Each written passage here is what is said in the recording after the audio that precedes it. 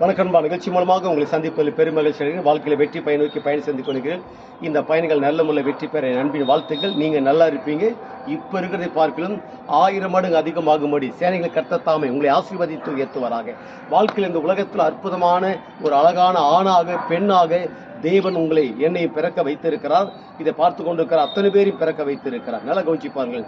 இந்த உலகத்தில் ஒரு பெரிய நோக்கத்தோடு ஒரு பிளான் வரைபடத்தோடு நீங்க இருந்து கொண்டிருக்கிறீங்க.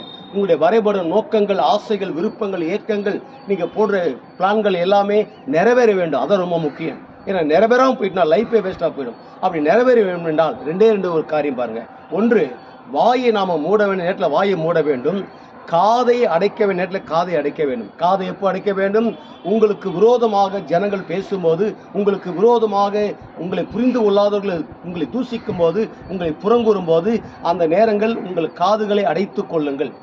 வேற எதுவுமே நீங்கள் டிஸ்டர்பன்ஸ் ஆக வேண்டாம். காதை மட்டும் அடைத்து கொள்ளுங்கள். அதே நேரத்தில் வாழ்க்கையில சோர்ந்து போய் துவண்டு போய் முடியாது என்ற ஒரு நிலை வரும்போது வாயை மட்டும் நீங்க திறக்காதபடி இருக்க வேண்டும். சரிங்க. அப்போ வாயும் காதும் எப்பதான் திறக்க வேண்டும் என்றால், நல்லா கொஞ்சம் பாருங்கள். காது எப்போ திறக்க வேண்டும் என்றால், உங்களை உற்சாகப்படுத்தும் வார்த்தைகள், உங்களை மேலே கொண்டு வர வார்த்தைகள் எங்கே கேட்கப்படுதோ அந்த இடத்துல உங்களை காதை திறந்து கொடுங்கள்.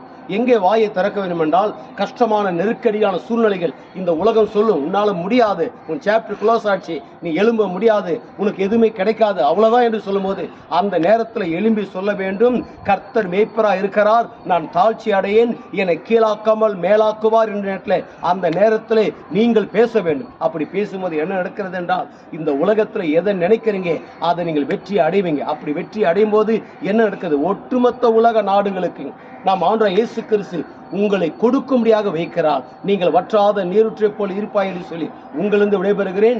உங்க நண்பன் ரவி, பெரியபாளையம்.